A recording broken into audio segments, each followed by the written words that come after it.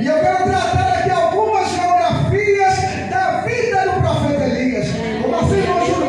A vida do profeta, a história do profeta, ele passa por algumas etapas. Nós lemos algumas aqui hoje. E eu quero já trazer atenção sobre um processo e um local onde residia o profeta Elias. A Bíblia vai dizer que esse grande profeta ele aparece do nada. O cenário do profeta Elias é um cenário caótico.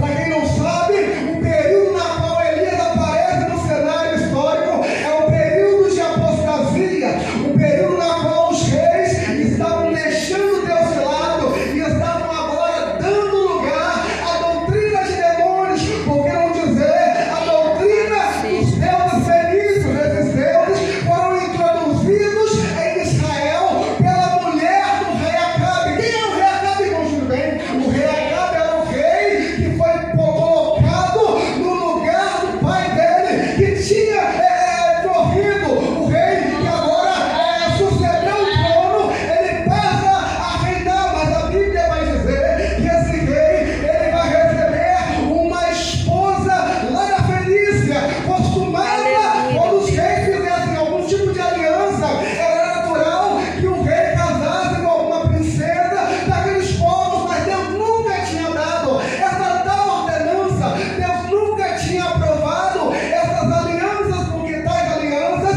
poderiam corromper a tradição do culto ao Deus único. A Bíblia então diz que essa mulher que veio lá nos porões do navio, os fenícios, agora vai implantar um culto chamado culto a Baal. Para quem não sabe, o Deus Baal era um Deus que era cultuado em todas as regiões dos cananeus, e cada localidade tinha um Deus Baal diferente. Cada localidade tinha um modelo diferente do culto a Baal. Mas todos nós sabemos que o culto a Baal era culto a demônios, culto esse que Deus tinha proibido, Deus tinha ordenado que não fizesse. Então essa mulher agora, a Bíblia vai dizer que ela vai fazer com que o culto fosse estabelecido de uma forma que o Deus único fosse deixado de lado, que os costumes daquele povo fossem extirpados e agora um tipo de culto estranho fosse estabelecido naquela região. Eu já começo a me assustar, porque não bastou ela inserir culto. A Bíblia vai dizer que ela vai tentar de alguma forma corromper os profetas. Então, a Bíblia então diz que ela manda matar os profetas, os que não se corrompem, os que não se vendem e estão comendo a sua mesa. A Bíblia diz que fogem para as cavernas, mas é nesse cenário de corrupção, é nesse cenário de apostasia, é nesse cenário que parece que a vaidade, que a idolatria tomou conta do ambiente, que Deus vai levantar um profeta. Deus vai levantar alguém num período em que parece que o pecado está se generalizando. Eu já começo a glorificar a Deus. Aleluia, meu Pai. Nessas épocas, Jesus vai dizer Glória a que Deus. de apostasia. Jesus vai falar que por se multiplicar a Louvado iniquidade, seja o monte o muito se esfriaria. E no momento, o homem de Deus, irmãos que estão aqui na minha frente, que aumenta a apostasia, a primeira espiritual que Deus está procurando alguém. Alguém para Glória a levantar, Deus, alguém para glória a honrar, Deus, alguém glória a para Deus, colocar glória a Deus, glória a Deus. que possa dizer: Aleluia, assim diz o Senhor. Glória a Deus. Glória a Deus. Deus está chamando para uma grande obra. De repente você é este homem, Aleluia, essa mulher, Jesus. e Deus Glória está seja dada a ti, meu colocando Pai. para um período de apostasia, de frieza, um período de Glória toda seja a fé. dada ao Deus Eterno. levanta você com autoridade na tua Aleluia, casa, no Jesus. seu trabalho, na tua parentela, na tua vizinhança. Esse profeta foi levantado numa cidade chamada Tisbe. Aleluia, aleluia. E eu acho interessante que a palavra Tisbe no hebraico significa cativeiro. Aleluia, Jesus. Aí eu me assustei, Glória a Deus. porque Deus vai levantar um profeta Aleluia. no cativeiro. Aleluia. E quando a gente olha para a Bíblia Sagrada, a gente percebe que Deus é perito em levantar homens e mulheres de Deus que estão passando por algum tipo de cativeiro. Aleluia. Deus ele consegue olhar no momento, numa situação adversa, adversa, numa situação de perigo constante, quem sabe até num período de tristeza e de devastação moral, alguém que ele pode usar. De repente Deus está já falando com você, que você estava achando minha casa está morrendo, a minha família está indo embora, está tudo se acabando, parece que eu estou num cativeiro que não acaba, mas que Deus está te vendo nesse cativeiro, é porque Ele está preparando um cenário para te usar. A Bíblia diz que Deus levanta Elias em Tisbe, por ser desatado no cativeiro, aponta para a vida do homem e da mulher, na qual está passando por processos de adversidade tão tamanha que ninguém consegue imaginar como é que Deus usa essa mulher, como é que Deus usa esse homem. As pessoas olham para você e falam: por que ela não larga a Deus? Porque mediante esse processo, porque mediante essa luta, essa adversidade, ela não desvia, ela não vai embora. É porque Deus costuma levantar de cativeiro homens e mulheres com problemas. Glória a Deus. Não vira as portas para Deus por nada. Nós estamos vivendo uma época, Pastor Felipe, de pessoas que estão abandonando, estão desviando, estão apostatando da fé, estão aderindo a vaidades deste mundo. Mas quem um dia foi tirado de algum cativeiro, valoriza aquele que lhe deu. Eu não sei qual cativeiro Deus te tirou. Aleluia, Se foi o meu cativeiro Pai. das drogas, da prostituição, se foi o cativeiro do alcoolismo, de repente até alguns já passaram por algum tipo de contato com homossexualismo, com lesbianismo, mas quem valoriza a libertação, quem valoriza aquele que libertou não vira as costas. Aí eu começo a entender porque Deus pega Elias no cativeiro e coloca como profeta liberado. Há profetas que trabalham no palácio, há profetas no deserto, há profetas no cativeiro, mas Deus trabalha de maneira especial. Glória a Quem tem algum Deus. tipo de cativeiro. Quem lembra do profeta Jeremias, ele vai proferir sobre o cativeiro babilônico. A Bíblia diz que glória a Jeremias Deus. ele consegue ver aquilo que ninguém vê. Ele está vendo Babilônia chegando, ele está vendo o cativeiro se aproximando, e ele vai chegar para os reis de então e vai anunciar os reis para trazer o arrependimento. É bem verdade que quem está nesse tipo de posição cômoda com o pecado jamais vai aceitar uma mensagem de arrependimento, jamais vai aceitar que Deus chega no meio do arraial da congregação e diz que Deus não tolera pecado, que Deus quer as coisas na sua santidade. Sempre vai ter alguém que vai falar que é Santa Rita, que vai falar que isso daí é outro costume. Foi assim com o profeta Jeremias. Para quem não sabe, Jeremias foi colocado no cativeiro, foi colocado no calabouço, na cisterna, no poço, ficou amarrado por correntes, mas Deus era com Jeremias no cativeiro. Pode passar o que passar, mas Deus vai cumprir as palavras do profeta. E por certo, a Bíblia diz que a Babilônia cercou. E quando a Babilônia cerca, a Bíblia diz que aquele povo foi levado para o cativeiro.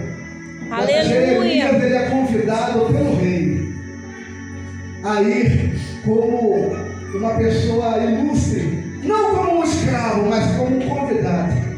Porém Jeremias, ele preferiu estar no meio do seu povo. Ele não quis ir para o cativeiro. Ele não foi nem como escravo, nem como convidado, mas ele quis estar no meio do povo que estava em sofrimento. Porque quem um dia passou pelo processo do sofrimento entende o sofrimento dos outros. De repente Deus tirou você de algum tipo de processo para que você venha entender. Quando alguém chegar diante de você passando por alguma luta, passando por algum sofrimento, alguma enfermidade, você pode falar: eu passei por isso, você vai vencer. Eu já venci essa Glória a etapa. Deus. Eu passei por esse processo. Oh, aleluia, meu Deus. Que Deus está tirando você dele para que você tenha autoridade Nossa, para vai dar falar com alguém gatilho. que você venceu, que o teu Deus te Oh, deu meu força, Pai. e assim como você venceu, ela vai Glória a Jesus. mas tem que ter força para vencer cativeiro. Meu De repente Deus está falando com alguém aqui que está passando por algum tipo de cativeiro, e nessa noite Deus está levantando alguém para fazer uma grande obra para Ele. Para fazer uma obra poderosa nessa terra, tem que ter experiência de vitória. Só tem que ter aleluia. vitória. Glória a Deus. Tem que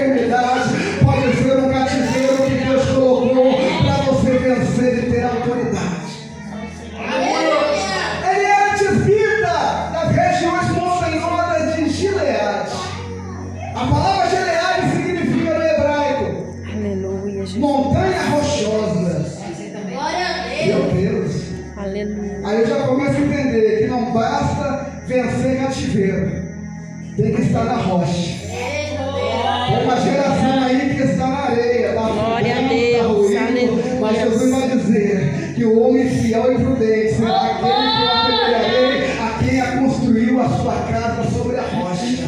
Foi a diferença, irmão Júlio de Pereira, que quando via o Glória a Deus, glória a Deus. contra essa casa, eu permaneço em pé. É por isso que você está de pé aqui nessa noite. Oh, Porque você preferiu edificar a tua casa no fundamento sólido.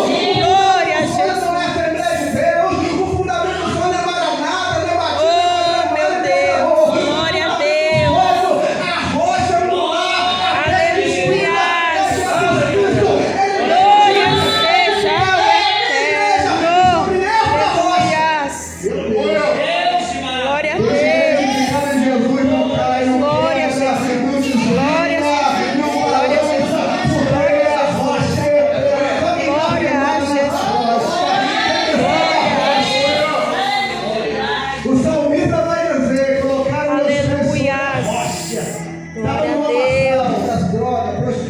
Aleluia. Pecado, eu não sei que lagação você estava. Deus vive. Mas hoje Deus está convidando alguém para botar os pés na rocha. Se tiver o pé na rocha hoje, pode vir ao que Aleluia. Não escorregue. Quem escorrega é quem olha para fora. Quem está com o pé na lama Deus vai escorregando. vivo, aleluia, meu Pai. Mas quem está na rocha está de pé, está firme. E nessa noite, quem estiver glória na a Deus. rocha vai vencer qualquer tipo de obstáculo, qualquer tipo de calamidade, de adversidade, porque está com o pé na rocha. Oh, Deus, aleluia. Nessa noite, a rocha de Jesus de Nazaré. As regiões de Gileade eram conhecidas aonde se extraía um bálsamo. O bálsamo da cura. Bálsamo de Gileade. Para quem não sabe, esse bálsamo era um bálsamo caríssimo. Bálsamo perfumado. Mas para chegar nesse lugar dá para trabalho. Para quem não sabe, para chegar em Gileade, você tinha que atravessar o deserto. Aí é crente que vem do deserto. Crente que está acostumado com o deserto não consegue chegar em Gileade. Aleluia. Quem estiver passando por deserto dessa noite vai entender que o deserto te aproxima mais dos aromas do perfume suave de Cristo. Quanto mais você vencer o deserto, mais você está próximo dos Gileade. Mas para vencer o deserto, depois que eu venço o deserto, irmão Júnior, aí depois do deserto, Glória eu a tenho que Deus. atravessar Carvalhais. Meu Deus, o Carvalhal é trabalho. Porque o Carvalhal vai me lembrar dos pecados e Aleluia. das coisas que tem que ser deixado para trás. Quando a Bíblia diz que Jacó estava voltando para Betel, a Bíblia diz que Deus mandou ele, antes de voltar para Betel, ele tinha que pegar 3 coisas. Ele tinha que tirar os deuses antigos, jogar fora os deuses antigos. Só isso, irmãozinho, não, ele tinha também que se santificar e mudar as vestes. Antes de voltar para Betel. Para quem não sabe, a palavra Betel significa a casa de Deus. Tem muita gente que quer vir para a casa de Deus, mas não quer largar a idolatria, não quer largar as coisas passadas. Tem muita gente que quer vir para Betel, mas não quer mudar de veste e não quer se santificar. Mas nessa noite, Aleluia, quem quiser chegar nos bálsamos de Gileade, glória a Deus. o dom de cura para vencer, o inimigo tem que estar disposto. Aleluia, aleluia, Jesus. Eu não estiver disposto a perder, eu não estiver disposto a mudar, eu não estiver disposto a me santificar, eu não consigo chegar nos Carvalhais. Glória a Deus. E para chegar finalmente nos Carvalhais, eu precisava, nos montes de área, eu precisava subir montanhas. Aí eu preciso Aleluia, meu Deus. manter ritmo. Meu Jesus.